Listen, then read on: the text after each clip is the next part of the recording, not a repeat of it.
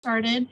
This is our last session for the Educational Theory and Practice group. And so we're going to be hearing from Lindsay Rogers, who is with the Nebraska Game and Parks Commission, and she's going to be talking about education desires of Nebraska's diverse community. So Lindsay, go ahead and take it away. Awesome. Well, thanks for hanging on. I know that it's been a long day, but I hope it's been a fun day for all of you. I certainly have learned a lot and attended some really great sessions. Today we are going to be talking about reaching new audiences and how the Game and Parks Commission has gone about doing this and why we've gone about doing it. So I will just jump in. Let's see here. Let's see.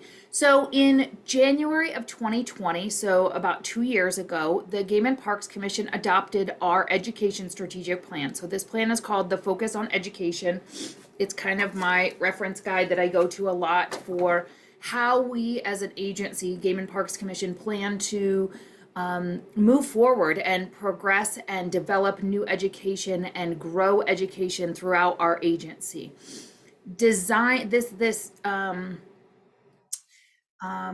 Document, Focus on Education, is really a baseline because what it came to find out as we started writing this and doing the strategic planning process is, quite honestly, we didn't know a lot about the education programming that Game and Parks was doing, and it was very disjointed. And we were really trying to look at who our audience was and who we wanted our audience to be.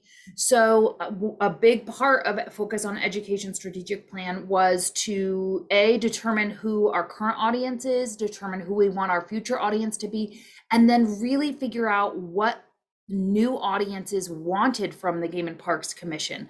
So it's one thing to say, yeah, we would like to diversify our programming and we would like to diversify our audiences, but what do those diverse audiences need? And it just kind of seemed arrogant to assume we knew. So we went about developing what we called the community survey. It was designed to look at education related topics and then really relate some of those education topics and those education or communication tools and demographics. And so how do you link these two, and using demographics, how do you show preference for one way or another?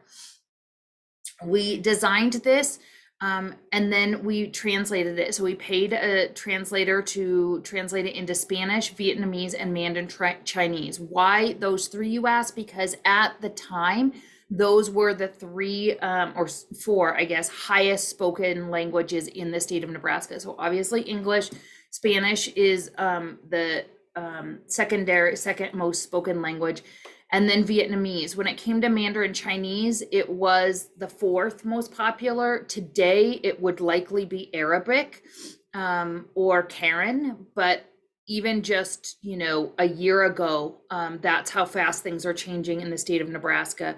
The third most popular non-English language spoken was Mandarin Chinese. So that's what we chose. We officially opened the survey in February 2021, so not quite a year ago, and ran it through April. We did a lot of advertising. So we did paid Facebook advertising. We worked with community organizations to help spread the word about the survey. We really were looking for non-users. We were not looking for Game and Parks current users to complete this survey. We were looking for our non-users. So if, for example, you are, you like Game and Parks Commission on Facebook, you probably didn't see an advertisement for it or an announcement of it there, because we figure that the people that are currently liking and following Game and Parks Commission on Facebook are what we would consider our current users. So we didn't want those audiences. We tried really hard to find other avenues to promote the survey. We ended up getting a total of about 2,300 respondents. We actually had significantly more than that, but then if you only completed the first two questions and then nothing after that, we kind of just went ahead and weeded out some of those. So with that, when we start breaking it down by racial demographics, this is kind of what we get. We recognize wholeheartedly that we were short. We were underrepresented, especially in the Black community. But when you start looking at the Native or Indigenous, or we start looking at Asian and Asian Americans, we actually were within 1 percentage point of where those populations would have been or are as far as the total population of Nebraska. So we were pretty good. We would like to have had more Latin or Latino respondents, but yeah, this is what we got. So when we start to break it down by age, you can see that we really, as the ages went up, we got significantly more.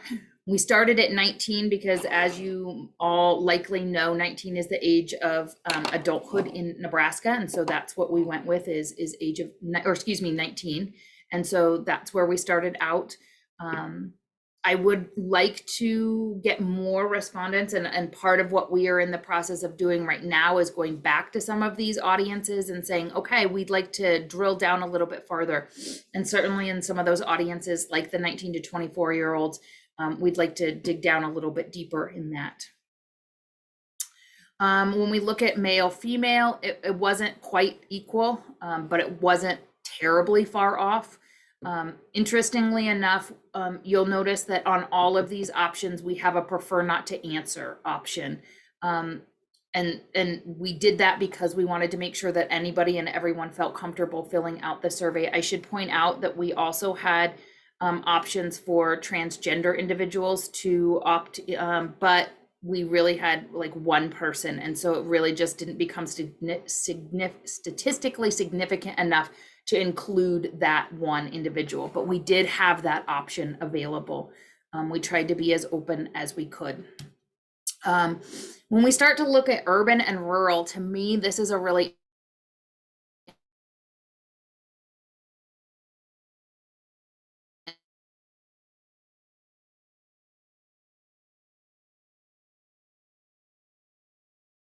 interesting. If you look, for example, if you look at the federal government, there's about 40 different ways that the federal government alone will determine what is rural and what is urban. And so I did this based off of counties, and I recognize wholeheartedly that you can be rural in Lancaster County, but at some point we had to cut it off and say, okay, this is where we're gonna go. So we did it by a county basis. A lot of times USDA will consider a county or an urban area to be urban if it's over 50,000. But for Nebraska, that would really eliminate most of our communities. So I went with a threshold of 30,000, which allowed us to utilize Buffalo, Douglas, Hall, Lancaster, Sarpy counties, which really, if you think about it, is Kearney, Lincoln, Grand Island, and the Omaha metro area. Which would be Omaha, Douglas, a little bit of Cass County, but Cass County doesn't have an urban population over 50,000 or over 30,000. So just as a heads up, that's how we determined this. Before we get started, I know if you were in the last session with Judy, she made this claim, I'm a biologist and I know this, and this is where I'm at. And so, I'm presenting of what I know, and this is where I'm at to you today. I'm an educator, formally educated by training. I know significantly more about education principles and practices than I do about human dimensions, but the two are really overlinking. And when we're starting to look at expanding our education offerings, I've had to kind of do a crash course on human dimensions and why people are doing what they're doing. And so I do not at all claim to be a statistician, nor a mathematician, numbers are not my thing, right? But this is the best we can do, and I'd be happy to answer any questions or share any results with anybody. So one of the things that we looked at is programs of interest. So like, what are you interested in learning about? Are you really interested in learning about fishing or maybe canoeing? Or are you really interested in soil and weather and geology? Are you interested in Nebraska wildlife or maybe photography? There's all these different kinds of outdoor and natural resources education, and we wanted to know what people were interested in. If we start to look at it based off of identified race, you will see there's not a huge difference. People are interested in a lot of things. And so you might notice, for example, that live animals was more popular among white, Black, Latin, or Latinx, American Indian, and no answer than it was for example, Asian Americans. It was significantly lower here. But at the same time, when we look at things like camping and camp cooking, when we look at things like fishing and fishing and nature photography, they were all ranked fairly high. So it's really hard to say one way or another. People are interested in a wide variety of topics. When we start looking at age, it's interesting to me, the younger you are, you're really more interested in, for example, camping. Fishing is pretty consistent throughout the ages, but I think that's really has to do with the fact that you can go fishing. It's kind of one of those hobbies or activities that you can do no matter what. But when we start to get down to hunting, it will decline slowly, but it will decline over age. And that's just because it's significantly harder, or archery really declines. It's harder to go archery hunting, and to be able to pull back that bow is harder. And so we logically would assume that as we move on. But when we look at things like wildlife viewing or wildflowers and wild plants, there's really not a big change throughout the age demographics. So I don't think there's anything terribly shocking here. The more active something is, the less likely you are inclined to do it as you get older. I have to be honest, it's really hard for me to not answer questions throughout, but if there are any questions, let me know, or let Amber or Monica know, and they can let me know. All right, let's see. Would you like to answer them afterwards, Lindsay? Or I don't mind doing it during. That's fine with me. Is there a question? Yeah, someone, Megan actually asked, she said she's a youth fishing instructor in Lincoln, and she noticed that there's lots of Asian families at the fishing events, like Holmes Lake. Do you know if the families are seeing your promotional materials and advertisements and are coming, or those families already at the park that just wander over to participate? Yeah, so that's a really, really good question. We don't necessarily know that information. We do not currently translate our promotional materials. We are working on that, but we don't currently do that. That said, when we talk with our conservation officers, who kind of are our feelers on the ground, they're the ones that are looking and constantly interacting with the public.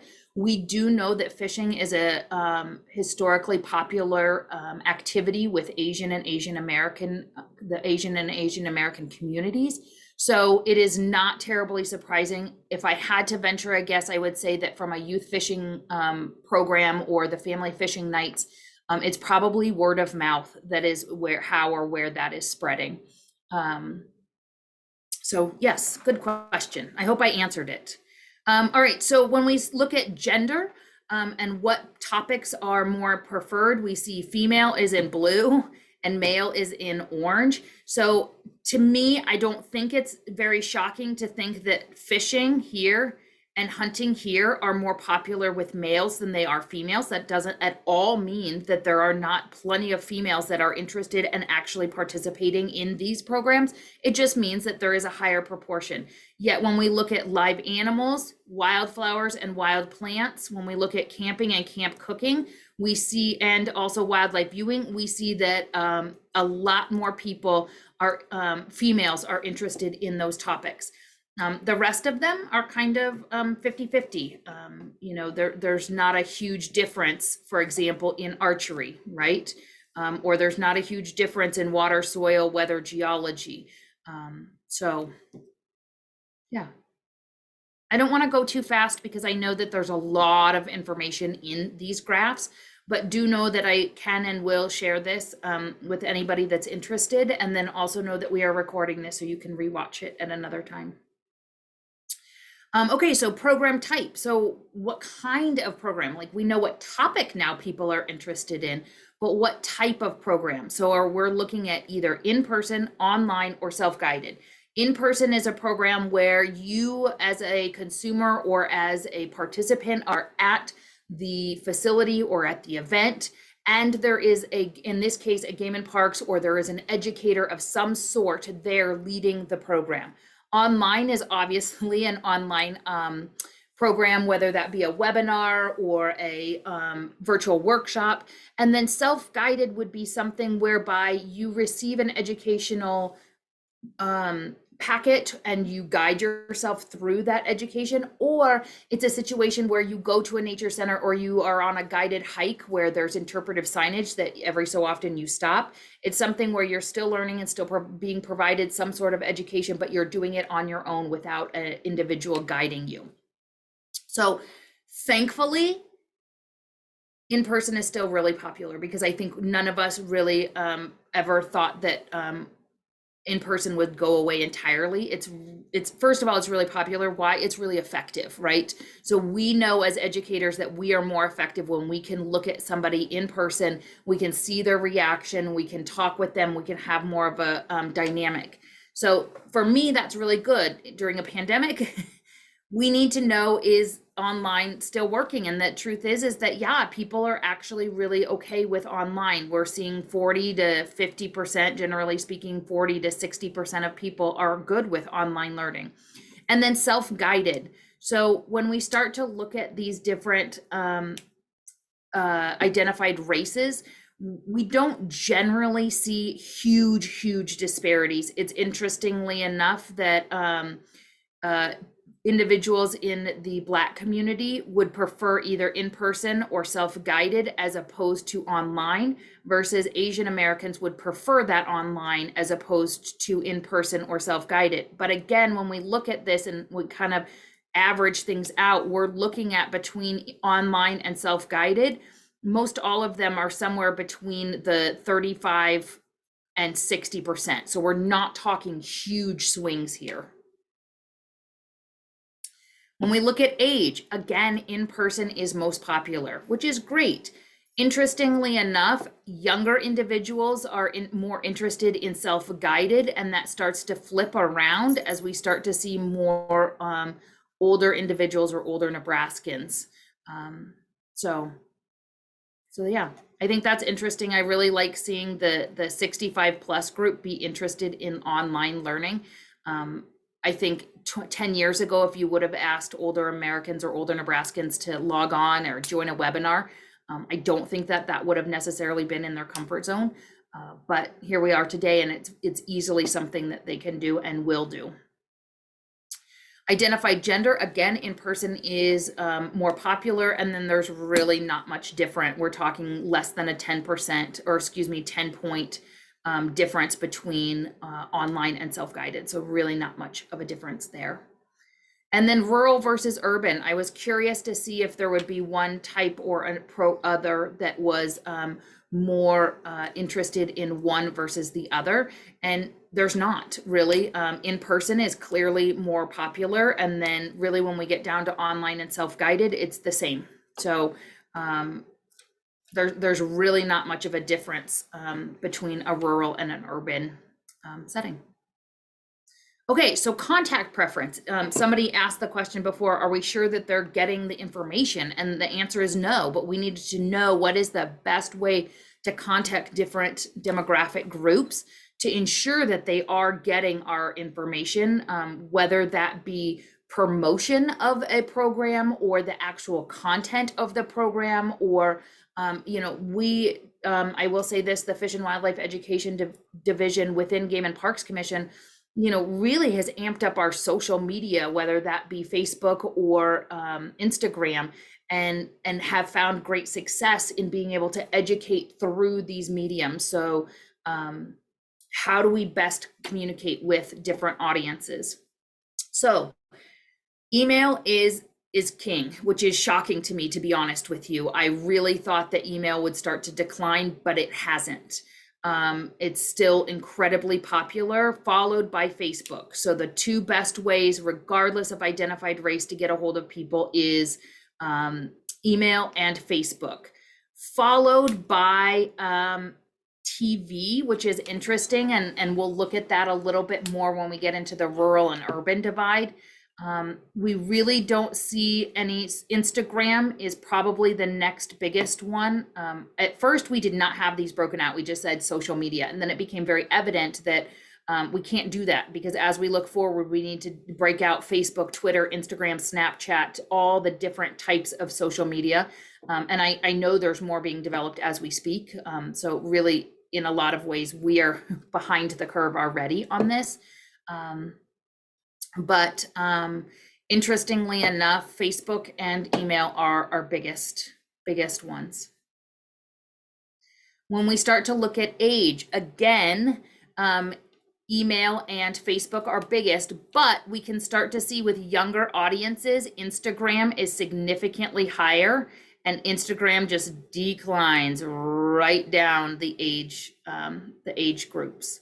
As does Snapchat. It's not nearly as high as Instagram is, and it just, again, continues to decline dependent upon age. Twitter is the same way, but Twitter is even lower. In some instances, it kind of really peters out as we go down. So again, Facebook and email, but I do think as we move forward and as we are looking to get younger audiences, and as we are looking into the future, because we have to remember the 19 and 24-year-olds today will at some point be the 25 and 34-year-olds tomorrow. So we definitely, I think Instagram is a really popular one. And I know that our team has, Allie Mays and Grace Gard have really kicked up our Instagram, and it's been beneficial. We have seen an uptick in that age group. All right, so identify gender. When we look at email and Facebook are again the most popular. And if we look at any one, for example, if we look at, we're looking at 56% up to 79%. So really there is a difference, but not a huge difference in all of these. So there's not a giant gap between one. It's not like, for example, males are at 80% for liking radio, where females are down at 15%. So there's, for each one of these things, you're going to have about equal or similar preference for your identified gender. Okay, so when we get to rural and urban, again, email and Facebook are the two that regardless of whether you're in an urban setting or a rural setting. Interestingly enough, newspaper and radio are higher for rural, but then when we get down here to Twitter and Instagram, they're higher for urban settings. So I don't think that that's terribly shocking. To me, at least, that's not terribly shocking, but it gives us an indication that if we are going to reach out to urban audiences, we certainly need to go for email and we need to go to Facebook, but Twitter and Instagram are also important ways, especially that Instagram. You're going to get a good 18% of the respondents that way. Versus if we are looking at more of a rural setting, first and foremost, I think it's notable that even in an urban setting, 15% of people are still utilizing newspaper almost as much as Instagram. So you can't, if we're going to go with Instagram, you really can't discredit newspapers. But if we had to go with something, if you have to pick something, because oftentimes my job as an administrator is to say, listen, we have limited funds and we need to get the message out. So what's going to be our most effective way to do that? And it's clearly email and Facebook. Any questions so far? No question. Yeah, we had one person, Jason had asked, do you currently use all these options? Do you run newspaper ads, TV ads, spots, etc.? Or was the question just options of how they would like to get the info? The question was options of how they would like, because two reasons, to be honest with you. One, we wanted more than just Game and Parks to be able to use this information, right? And so if we went with just what Game and Parks is currently doing, that is not going to give a great understanding for Audubon or whoever else wants to be able to use this data. And two, as we move forward, as we look to diversify our communities, we needed to be able to look at everything that's out there as opposed to what we are currently doing. Now, that said, Game and Parks Commission uses most of these. We do not really invest in Snapchat. We rarely do TV, Netflix, although we will do Nebraska Educational Television, or excuse me, Nebraska Public Media. So we do some programming on that. Occasionally we'll have some ads on other news channels, but generally speaking, we do Instagram, Twitter minimally, but we do it. Facebook significantly. We do radio, we do newspaper, we do email, we do other print ads as well, not just in newspaper. So yeah. Any other questions? Nope, we're good right now. Okay, perfect. So what encourages you to participate? How are we going to get more people to come, right? So, okay, we know how we're going to contact you. We know what kind of programs people are really wanting. So, but what's going to really make you come? So we asked a whole different thing. And I know that this is really hard to look at. I have to stare at it for a good 5 minutes before I really get my, kind of my feet underneath me. But the things that are really, really popular are being able to participate with family and friends. That's always a really popular one. The program or event is free. And then also looking at the program or event or time works with my schedule. And as we start looking at people's schedules getting busier and busier and busier, that one became really important. Things that were less important was, for example, free food.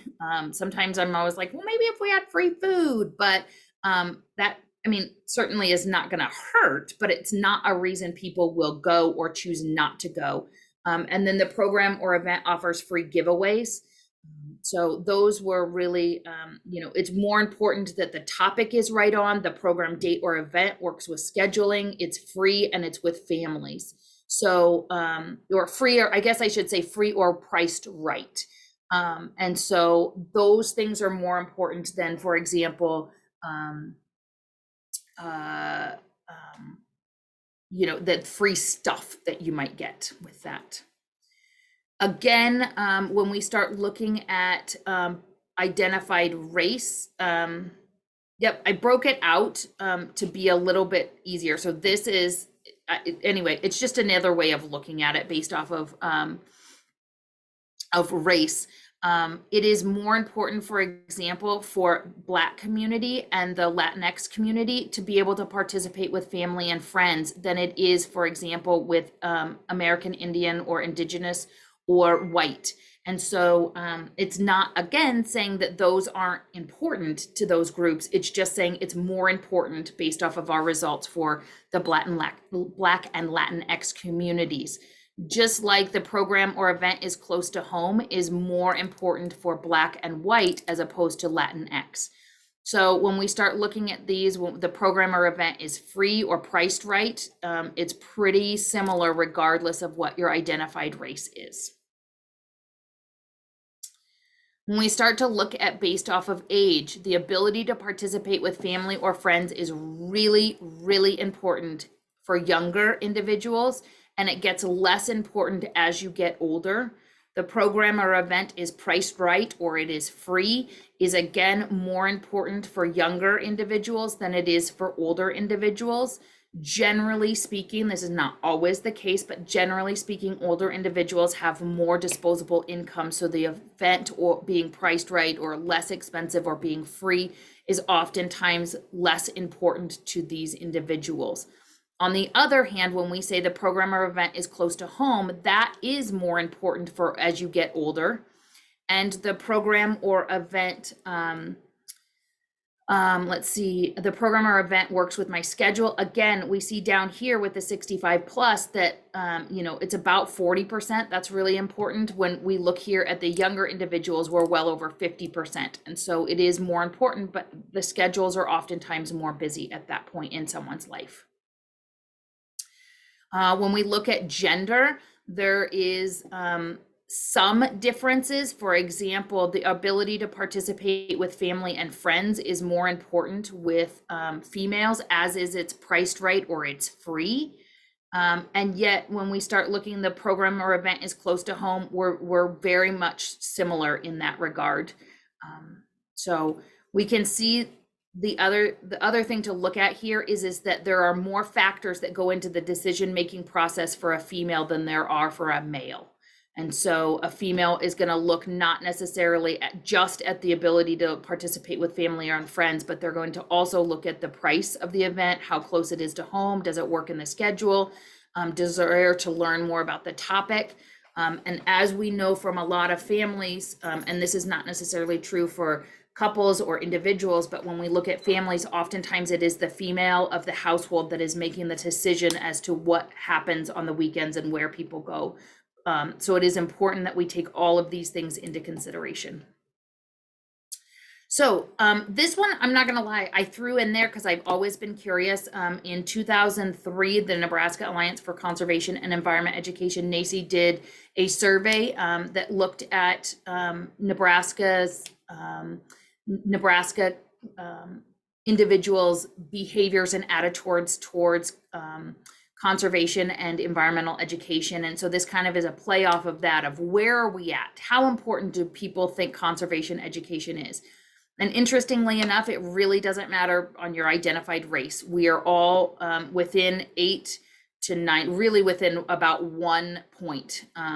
So the question asked on a scale of 1 to 10, 10 being the highly important, how important do you think it is for people to learn about nature, outdoor recreation, and cultural or historical interpretation? And every answer was, or not every answer, but the average was, regardless of your race, it's all in between 1 percentage point, from about 8.2 to 9.3. When we look at age, it matters even less. When we look at identified gender, it does not matter.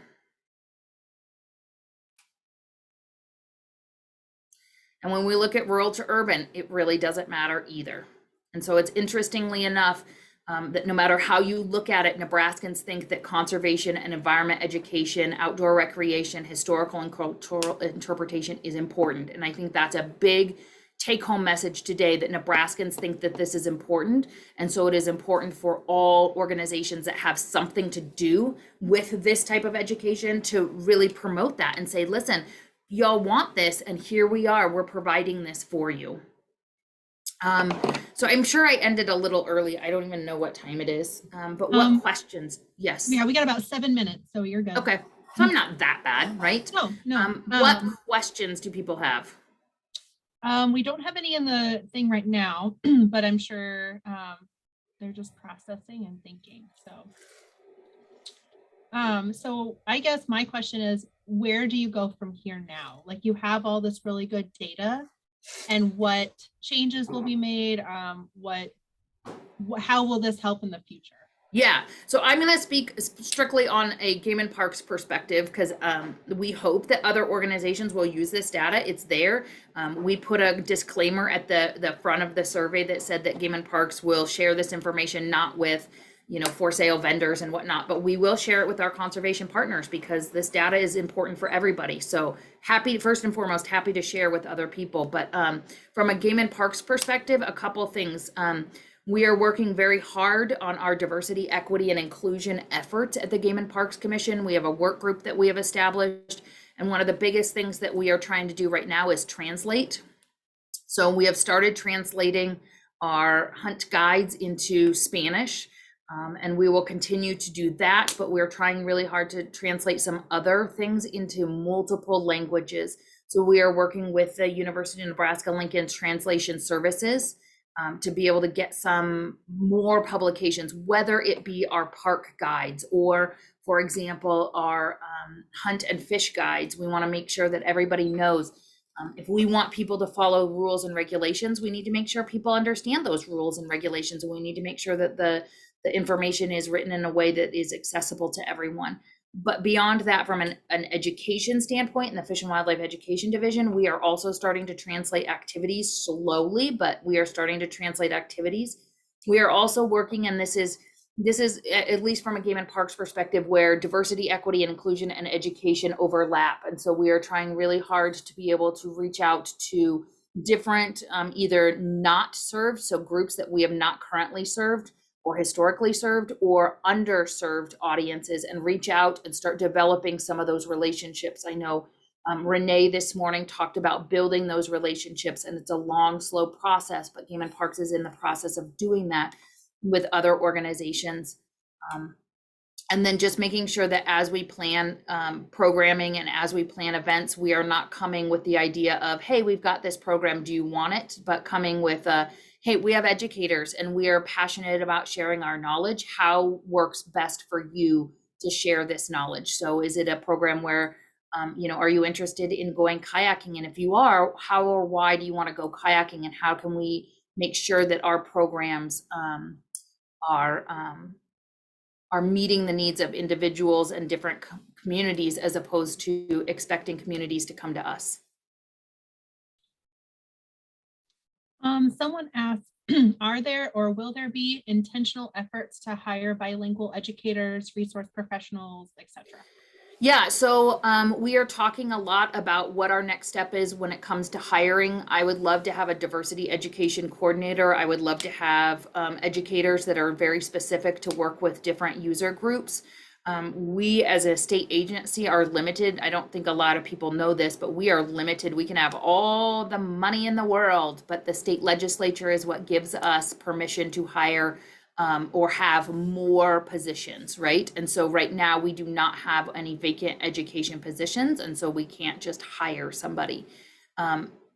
Funding is also a big issue for us in that, we don't have a dedicated source of funding other than the mountain lion conservation license plates. We don't have a dedicated source of funding for general education at Game and Parks. We can charge for some events, but not for others. So, additional sources of funding and additional positions will be needed to be able to do that from a Game and Parks perspective. That does not at all mean that we won't be working with partners or working with our communities to help ensure that those resources are there. Awesome. Well, if anyone has any more questions, please feel free to type them in the chat. Otherwise, here in a little bit, here we go. Perhaps a good ask of volunteers. My husband is also a youth fishing instructor and speaks Spanish as a second language. That is good to know. Yeah. Thanks, Megan. All right. Yeah, please keep, if you have any more questions. Okay, thank you, Jason. What about consultants? Yeah, so we call them usually partner positions or consultants. We can use both. And we do and have started to look into that. And I think the thing that we are starting to look at is making sure that we have translation services. So not only are we translating documents, but that we also have translation services at our programming. And we're looking at ways that we can do that. Cost is certainly something that we look at, but at some point, I think we have to stop blaming cost and just start doing it. And so that is something that we are looking at, Jason, is hiring consultants and not necessarily full-time staff here at Game and Parks Commission. And if anything, I think that's the way that we will end up going more rapidly. Sure, I would love to have a full-time permanent diversity education coordinator or diversity educators at Game and Parks. But I think consultants or partner positions is most definitely where we will go. Awesome. Well, thank you so much for sharing all that, Lindsay. That's really good Absolutely. information for all of our partners and conservation people to hear about. So yes. Yeah, so just a few kind of like housekeeping things here. I will go ahead and put in the chat the link, as it is a new link to go on to the network and discussion thing that's happening afterwards from 3:30 to 4:30. So if you want to in a second here, log off and do that, go get a break and then head over to that. You are welcome to 3:35 to 4:30. Thank you. And then also, I know I've said this multiple times, but if you have not registered for a workshop tomorrow and you plan on attending,